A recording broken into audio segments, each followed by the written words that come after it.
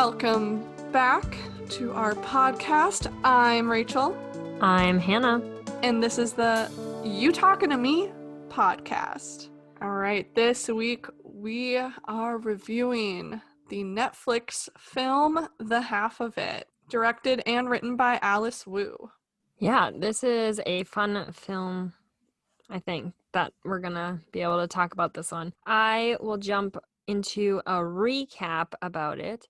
The Half of It tells the narrative of Ellie Chu, who is a senior in high school and lives in Squamish. She lives with her dad at a train station and has taken over his job of manning it because of her mother's death a few years ago. Ellie is smart and writes papers for other students in her grade for money. One day, Paul decides he wants to ask Ellie to help him write a love letter to Aster, who ends up being both of their crush. What starts as one letter turns into months of Ellie writing through letters and messages to Aster as Paul. Over the months of working together to get to know Aster, Paul starts to fall for Ellie. Ellie doesn't feel the same way, but doesn't want to tell Paul she likes Aster. Paul tries to kiss Ellie, and Aster sees. Paul has to learn to love Ellie as a friend, even though he believes being gay is a sin, and Ellie needs to explain to Aster what has happened. In the end, Ellie does what she knows she is supposed to do for herself and her life, and starts her journey to leaving Squamish. Beautifully done, Hannah, as per usual. Thank you. I have a lot of feelings about this movie, so I want to know what yours are first, because I could literally go off in so many directions, so I want to know where your thoughts are, and I will pick up from there. I don't know why the first place my brain is going to at the moment is the cinematography, but that's where my brain is going, so let's talk about that first. I don't know if there's a film I prefer as much as this one for the way it looks.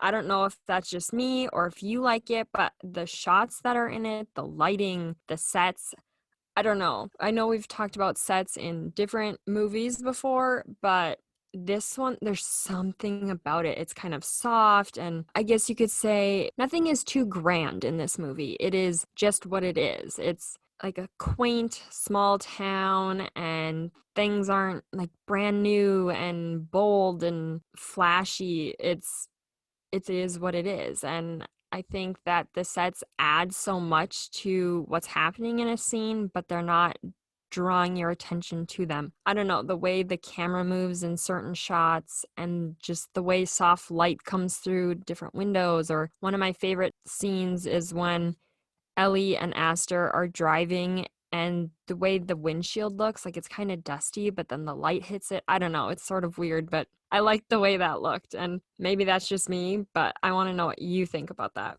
Looking back onto it, like I can imagine the aesthetic of it, and I totally get where you're coming from. Absolutely. I thought this was really beautiful. And to your point that the background doesn't draw your attention to it, even though it has really pretty landscapes like the woods, and I'm pretty sure there were mountains in the background sometimes. I remember these things when I think about them, but watching the film, they did not distract me at all. I have to literally sit here and actively think about what the scenery kind of looked like. And I think that just proves your point even more, that it added to the feeling of the film and didn't make it look like a film. You know what I mean? It just, the scenery, the aesthetic of how it was shot and lit and everything and decorated matched the feelings that we had watching it. It was, yeah, that's so interesting. It took me till right now to really think about that. So I think that's a really fun point to like bring up. I love the train station thing that she like goes out there and like, I don't know, it's just such a simple little place, but it's so cute and fits every part of this. Like you don't think like, oh, they had to add something to make her family more interesting. No, it just felt right. How you said it felt right. I feel like that's how the sets are. I feel like maybe in some films or TV shows or things, the set feels like it's really trying and it's trying to be something and you're supposed to notice something from it. In this film, it just felt like it was there and that was just how it was supposed to be. And that's kind of how I felt with the acting too. I felt like the storylines for the people were really good, and they weren't just simple storylines either. They were full of different facts and backstories, and I don't know, I just thought it was really put together well. I'm gonna argue a little bit on some of the storylines were put together well because I thought everything up until the like third act, like the last maybe 20 minutes of the film, 15 minutes, I'm not quite sure the time length. I thought everything was good. The beginning took me a little bit to get into, but that's like how it is with, they're writing letters to each other. That's not going to be super interesting to look at visually. So they did their best and they did great at that, okay? They got me into it. I kept watching, not just because we were doing it for the podcast, but because I was like, where are they going to go?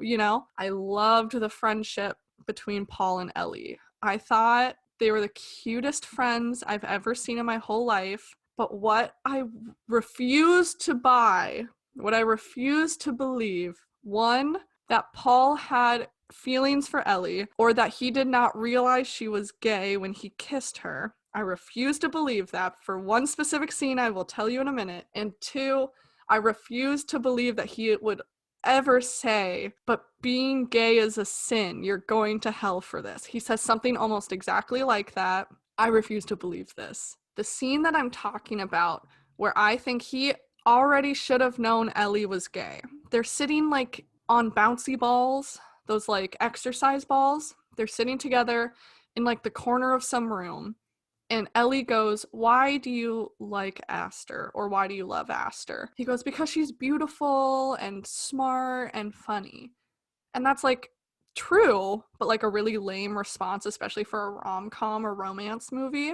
And she goes, that's it? Her eyes, just draw you in and pulls you into a whole nother world. Or she has 5 different voices depending on like what she's feeling or what she's doing. And she goes off on all of these like really profound reasons as to why Aster is like the person you should be in love with.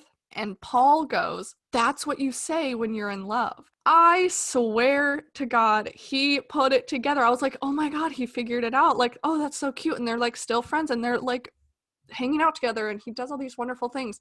And I perceived all of these actions that he was doing from the viewpoint of a friend, even before he knew she was gay, or in my mind before I thought he knew she was gay. And I was like, this is so good. Then when he kissed her, I literally was like, no! I was so mad. So that is one of my biggest problems with that movie. And then, like I said, when he says being gay is a sin, like you'll go to hell, and like runs away, and then Aster had seen that they had kissed and she was really pissed about it. I was just, no, I was so mad. I was like, he would not say that. Like, I know that you can have a friend for all of this time and then they find out that you're gay, or like even your family members and stuff, and they like will straight up just like disown you. I understand that, but I just like couldn't believe that for Paul's character. I don't know why, but they made him out to be this guy that just wouldn't do that. What do you think, Hannah? Okay, I'll stop myself. The part where you're talking about where Paul is like, oh, he goes, I'm so stupid. That's what you say when you're in love. And you can tell Ellie's freaking out because she thinks he's figured it out. And he's dumb. He's dumb, okay? He just straight up, he's not the sharpest tool in the shed. And he then goes on about how that's what he should be saying if he's in love, and she realizes he hasn't actually figured it out. And you see this moment of Ellie breathing out, and she takes a sigh of relief. She's like, like, okay, good. He didn't figure out that I'm actually in love with Aster. I think that part is important for the plot, and that was supposed to be like, you think that he knows it, but he doesn't actually know it yet. And then I do, though, agree. I don't know if he would say that, except part of me is like, well, maybe he says it only because he's offended that that Ellie doesn't like him. But I don't know, or that he hasn't been told, like, why couldn't Ellie trust me? Because he Googles, how do you know if you're gay? Or something like that.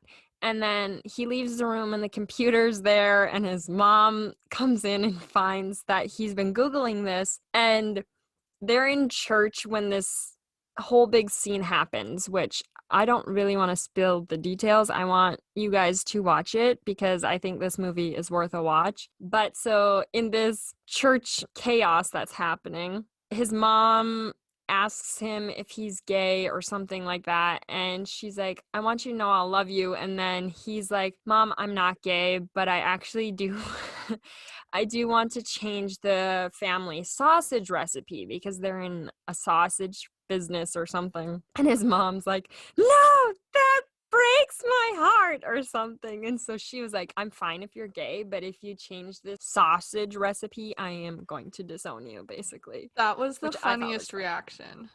Yes, it's amazing. It was like the I was like, reversal of what you think is going to happen. yes. I guess that line maybe though isn't believable. However, they do grow up in this conservative place.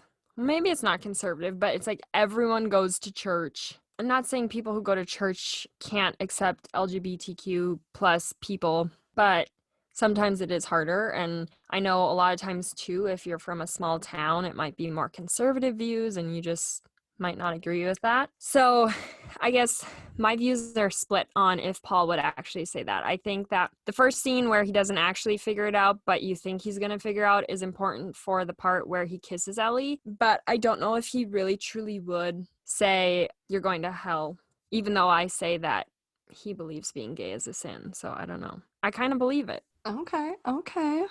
Hannah and I are gonna go tossle it up in the by the school flagpole, you know, because we're just so angry at each other for disagreeing. No, I definitely agree now. Like looking, well, not like fully agree, but like I can see the like church part and stuff like that because they all like every character that you see in this film basically goes to the same church, even though Ellie's family doesn't really believe in God, but she plays the piano and organ for the church, so she's just kind of in the background. I thought the final scene was really weird, the one that we're not going to really spoil, but I will say that not the final scene, the church scene, because there's scenes after that, sorry. But the church scene was like really weird, and I don't know, it just like, I think that was the worst scene in my mind. I don't know, like, I get it, but it also was just so, I think it's just because of like how unbelievable it is, and that was the first moment that drew me into being like, this is a movie, this was scripted type of thing, because a lot of like there's just a lot of outbursts that happened at church, and I think some of them just seemed really weirdly timed, I guess. But I like saw the point of it, and I think this is just a really hard story to end, I guess, you know, like try and find like, because there needs to be a third act climax somewhere, and it needed to be some sort of like fight where we need Aster to find out it was, you know, Ellie all along, and we needed Paul to be shamed or like, oh, it wasn't me, I can't show you the love that I thought I was feeling, and like whatever, you know what I mean? What I will say is here's what would have made it all better, how I would have accepted it all, and I'm going to spoil just a tiny baby bit, is that Aster slaps Paul in church. Okay? And I was like, oh, not Paul. I love Paul. I wanted her to slap Ellie too. I've just got to say they were both in on the deceiving letter thing. They played with her heart. She needed to slap Ellie too, and I would have forgiven everything. Okay? That's all. I disagree. I thought the slap to Paul was the best thing I've seen. I was like, yes! Slap that face, girl. Maybe that's just me being me, but one thing that I didn't like, which is in this storyline also, which we have not included, is Aster has a boyfriend. For the life of me, I cannot remember his name. Trig. Trig. So she's dating Trig this whole time, but yet she's also like going on dates with Paul. And it's one thing if you're like dating, some people's definition of dating is meaning you're going on dates with people. But as far as I could tell, Trig was like her boyfriend and she wasn't just dating him. So I don't know, that just bugged me because unless you've talked about it, that you're gonna be fine dating other people, which they didn't mention, I don't think you should be dating someone if you have a boyfriend. But she kept, if you remember, like during the date, she's like, you're a really good friend. Fine. Like she was trying to convince herself that these were not dates, even though they totally were. Not that you can't go to dinner with a friend of the sex that you're attracted to with like a significant other. Not that like you can't do that. But if you have to like, one, I'm can bet your bottom dollar she did not tell her boyfriend about this. And two, if you find yourself like having feelings for these people that you're like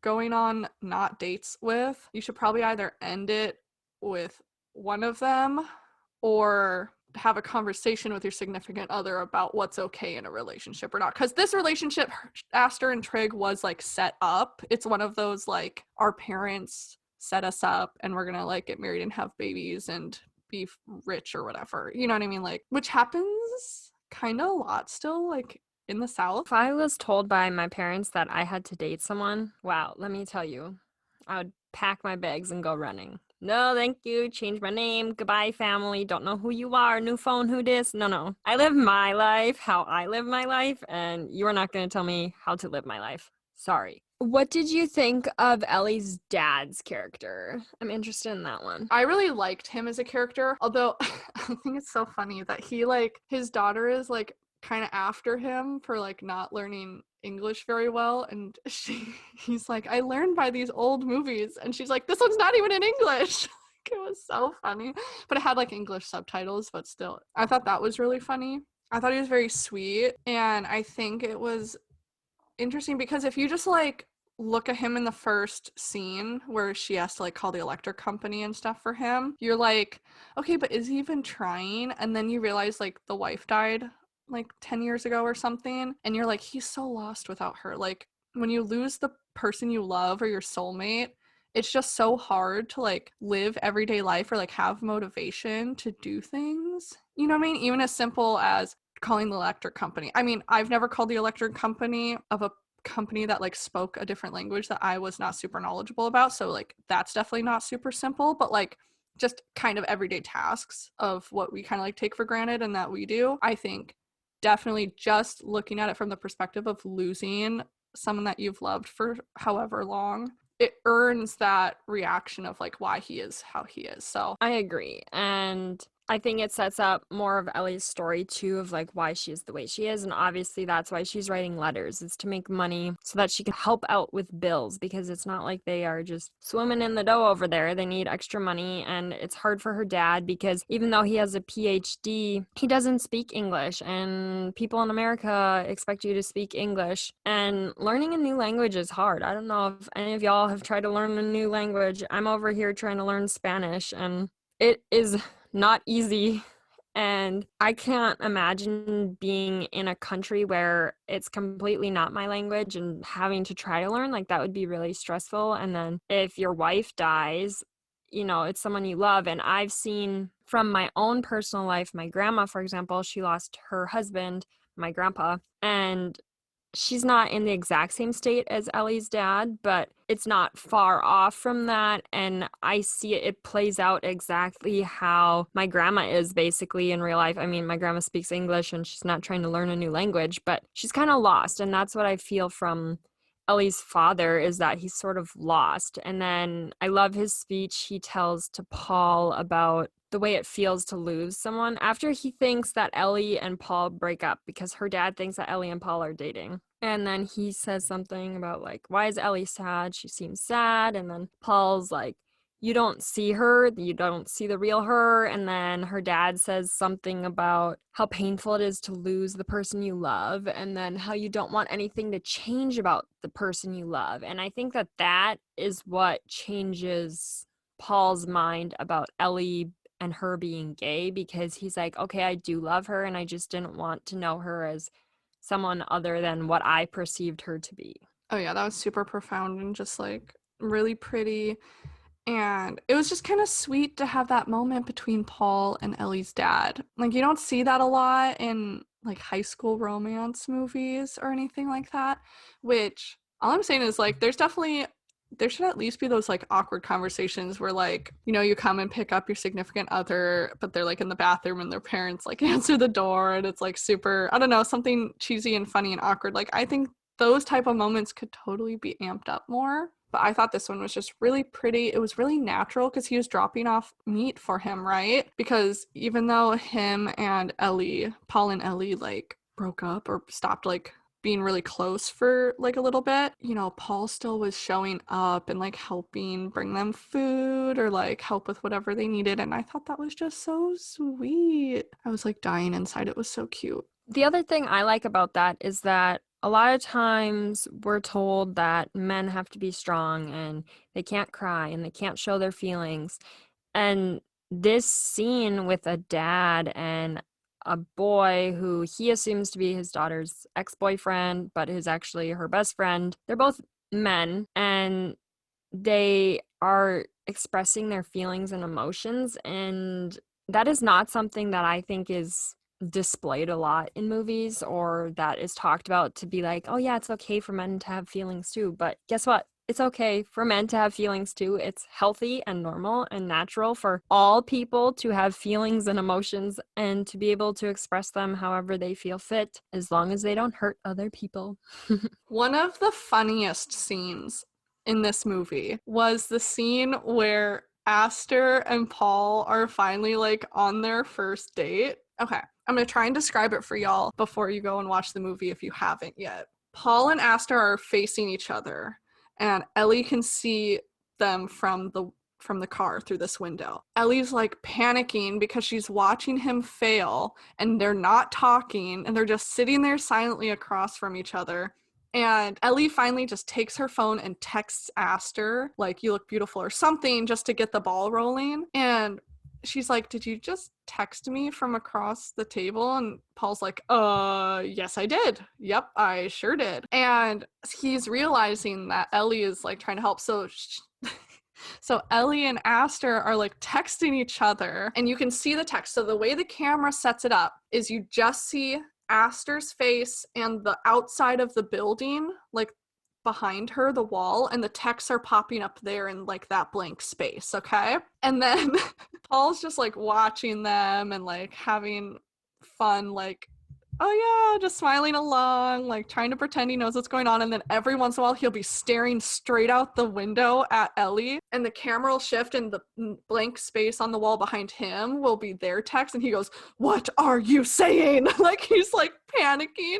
And she goes, Ellie's like, don't look at me, just look at her, and like all this stuff. And then you go back, and it's like cute, you know, oh, the sun never shines so bright as your smile, like whatever cheesy like cute things they're texting about. And then it'll like after a little while we'll pan over again to Paul and be like, tell me now. And it's just like boom boom boom with like every word in text that they say. I laughed so hard. It was legit. Texting scenes are so hard to have because in today and age, texting is a normal thing. You know what I mean? You need to include it sometimes, especially in something like this. And the fact that they made it visually interesting, I applaud the director, I applaud the editors, the actors. Everyone here just showed up and did an amazing job. It was hilarious.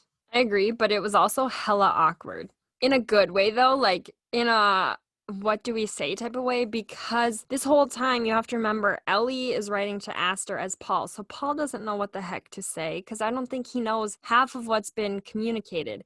And Ellie and Aster have, no offense, Paul, but they seem to have more brain cells or something. And they talk about more, I don't know if you want to say sophisticated things. They're having intellectual conversations, whereas when Paul texts Aster, because he actually does text her once before Ellie takes over on some messaging app, and he just sends her emojis of like French fries and a truck and I don't remember, maybe a football or something, and that's how he thinks he should communicate. And it's like then Ellie's communicating about novels and paintings, and it's just very different. And so when they're on this date, it's like really awkward because they don't know how to talk. It's also, I love the way the texting comes up. And one thing I want to note is when I was doing some research about this, apparently the diner that it was filmed in is some place that's known, I guess. So this scene was filmed in Garnerville, New York, and it's at Sparky's Diner. I've never heard of Sparky's Diner, but apparently that's a place. I don't know. All you people in New York, please confirm if this is a thing, because us North Dakotans have zero idea. Yes, and I guess that's something else that's a fun fact is this, like we have said, The setting of the film is in Squamish, which is a fictional town that is supposed to be in Washington. But the film itself was filmed in New York. It was filmed in New York City, Piermont, and like I just said, it was in Garnerville. So that's kind of cool because, well, one, I guess I don't know. I'm not a person who typically is looking up where a movie's filmed, but I think most films that I've seen are filmed either in LA or Toronto. A bunch of things are filmed in Toronto. And this, like I said, was set in Washington, but it was filmed in New York, meaning it was filmed on basically the most east coast you can get in the United States, and the setting is on the very west coast of the United States. Which is just funny that, like, I have no idea, apparently. Like, movies like this and all movies just prove to me that I have no idea what the United States looks like, because I would have just believed that it was shot somewhere in Oregon, Washington, Vancouver, something like that, because I was like, yeah, this looks like Washington, obviously. The only times that I know for sure it's not filmed somewhere is I watched this German film that supposedly took place in North Dakota, and there were mountains in the background. I was like, all right, Austria, I see you there. So that's the only time I could tell you what the geography is supposed to look like.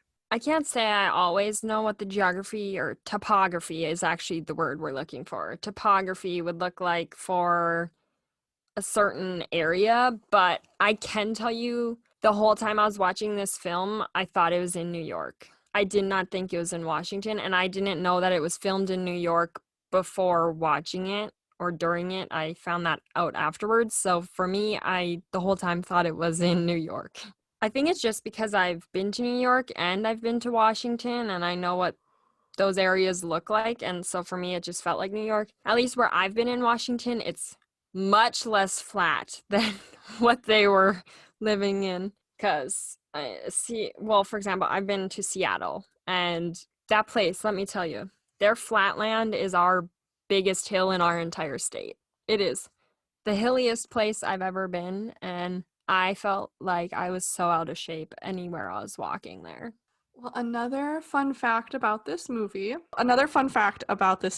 is that it is basically the gay version of the classic story Cyrano de Bergerac, which some people have heard of, some have not. I have not heard of this previously to my grad school experience, so take with that what you will. But basically, the story is about this man. He is very ugly because he has a huge nose. Okay. And his cousin or his friend or whoever asks him to write letters to this beautiful woman that he's in love with. So Cyrano writes these letters and slowly is like falling in love with this woman as well.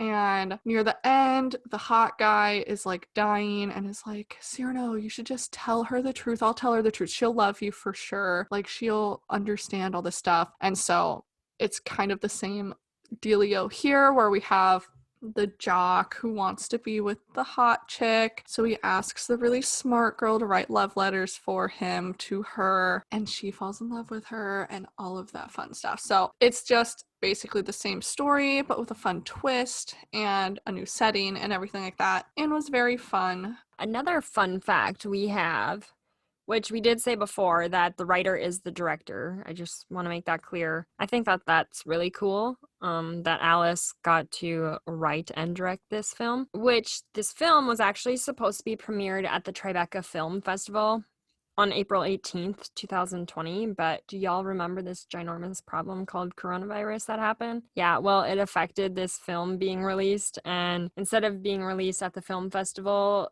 in April, it was released May 1st, 2020 on Netflix. And speaking of our writer slash director, some fun facts about her is that she is gay, which, yay!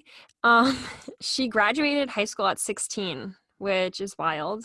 I can't believe that. And what do you have to say about that, Rachel? You have something to say. I do not. I am so glad she's very smart and like got to graduate high school early. And you know what? If I had a kid that did that, I'm just saying, she went to college right after. Hannah's about to tell you that story real quick, but I would keep my kid and just like, I would hire a tutor for the next 2 years or let her go volunteer or like get internships or something for like 2 years before college because one, I feel like you would get so bullied as like a 16-year-old in college. Like 17-year-olds, you're probably turning 18 during the school year. So like it's a little normal, but like you are not of age yet and there's just too many. I also just I don't care if you're a boy, a girl, non-binary, what like gender you identify as, like I would be so nervous about like what would happen to you on campus. Like I would be nervous even if you're 18 or older, but like people are creeps out there. I would just be so scared, but I would just tutor the heck out of my kid by someone or let them go get some life experiences before sending them straight to like crazy smart people college, even like dumb people college, but you're probably not graduating early if you're dumb. So Yeah, I agree that I think going straight into college if you're at the age of 16 would be intimidating. But who knows, maybe, I mean, as far as I know, she went to campus, but maybe it was like private college. I don't know. But she went to MIT starting at the age of 16, which what? What? And then she switched to Stanford. And later she did go to film school or something like that in New York. But before becoming a filmmaker, she was a software engineer for Microsoft in Seattle. are people like born smart or do you have to like just know how to foster that brain power? I understand some people are born with like learning disabilities and stuff like that, but I think the human body and the human brain is so wild that, you've got shows like Young Sheldon, which is about this kid who like went to high school at like, I don't even know, like age 10 or something, like really young, and like went to college at age 14, or like is a super smart person, but yet like other people in his family aren't that smart in the same way he is. And is it like a genetic thing? Is it just random? Like, how does that work?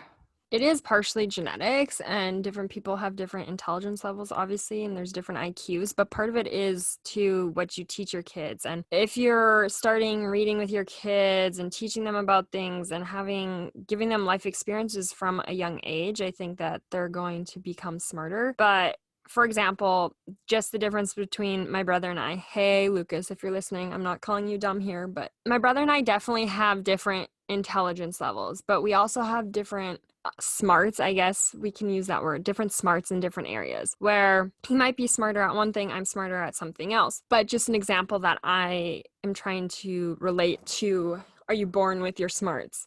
When my brother was trying to learn to read in kindergarten, I remember sitting on the couch and being very frustrated with him because he couldn't read all the words. And so I would start reading them for him because even though I'm younger by 2+ years, I was like, Lucas, like it's not hard, just read the words. And I don't think he has a learning disability. I was diagnosed with ADHD, so that was harder for me to take things in because I couldn't always pay attention. And maybe that describes why for me it was annoying that my brother couldn't just read the words because he was going so slow. And I was like, let's go, faster pace. It is definitely both. It's you are born with certain brain power, and then also it's what you teach. And if you're reading and trying to learn things, I mean, even once you're done with school, if you continue to make sure to take in new information and read things and go to places and try to learn about different cultures and different languages, you're going to be working your brain, and your brain's going to be working better than if you are just sat there watching TV.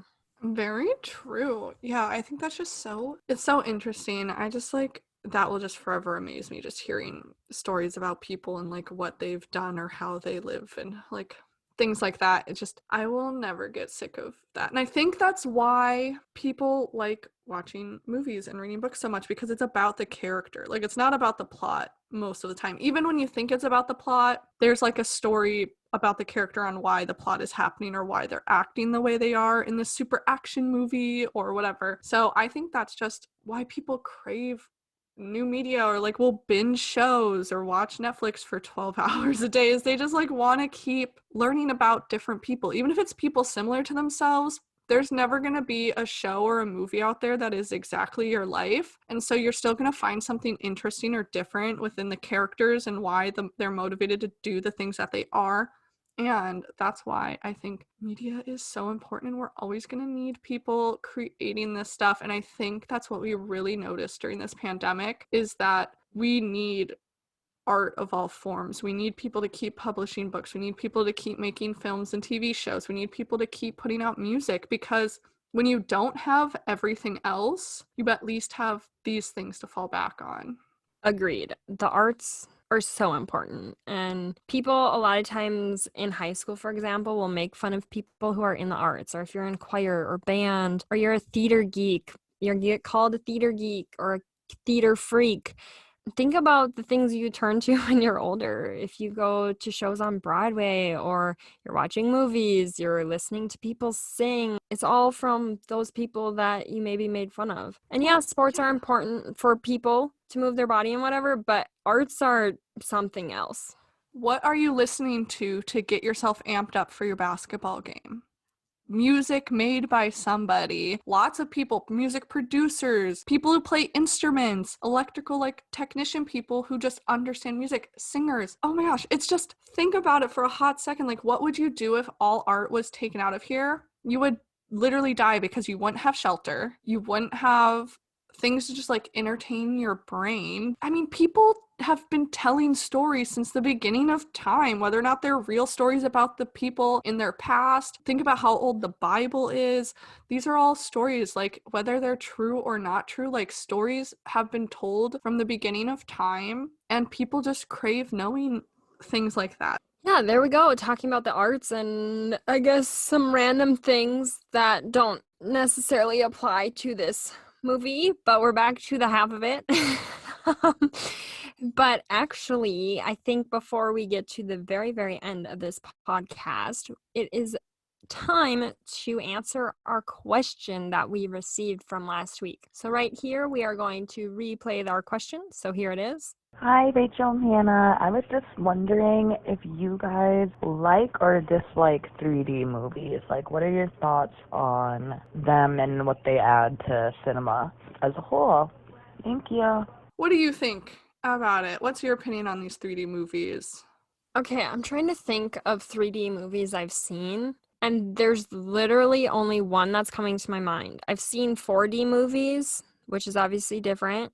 So the only 3D movie specifically that's coming to my mind is Avatar. And to me, Avatar in 3D, it was a must. I loved watching it in 3D. It was insane. I remember being in the movie theater and feeling like I was in the movie and how cool it was. And then I also remember looking over and my brother or mother, don't remember which one, was sick from the 3D. So I think for some people it can make you nauseous and ill. But for that film in particular, I needed Avatar to be in 3D because that was amazing. What do you think about 3D?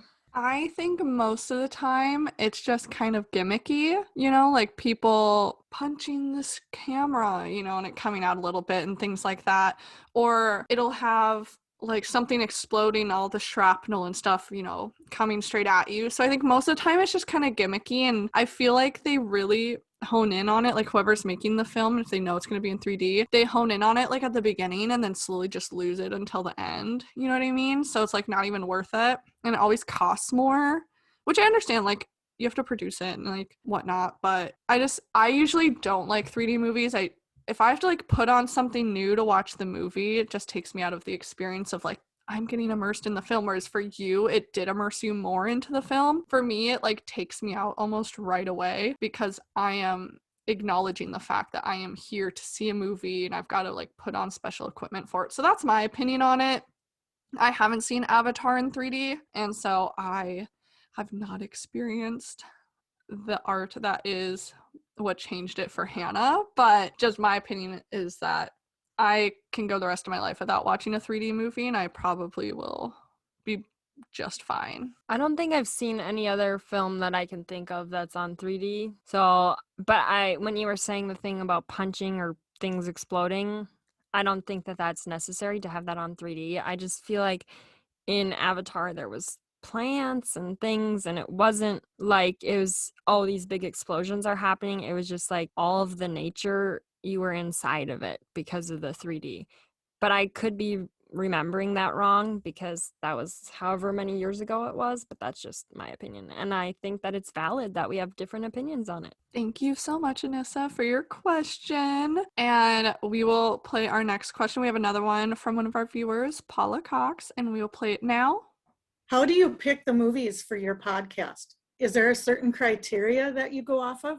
All right, so just make sure to tune in next time to hear our answer for that one. Should be a good one. All right, and just make sure if you liked this podcast to like and subscribe if you're watching on YouTube. Comment below if you have any critiques or any comments on what we talked about today. If you really liked some of the stuff we had to say, let us know. If you totally disagreed with us, please also let us know. We love to hear your opinions. Follow us on Twitter at YouTalkinToMe11 because we're both number 1.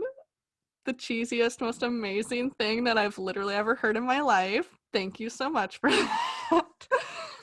Follow us on Instagram at youtalkingtome.podcast. Send us, pictures of yourself watching the podcast or listening to the podcast, and you will be featured on our story or on our feed. Email us suggestions or ideas or critiques at our Gmail, which is youtalkingtomepodcast@gmail.com. You can also send us a question to our email with an audio file or just typed out, and you could be our next question on the podcast. Along with liking and subscribing to our channel on YouTube, make sure you hit the notification bell so you're notified every single time we post. Our podcasts go live Mondays at 10 a.m. Eastern Standard Time, if you are wondering. And sorry if you're not in that time zone, you can figure that one out yourself. Hannah has to do it every week.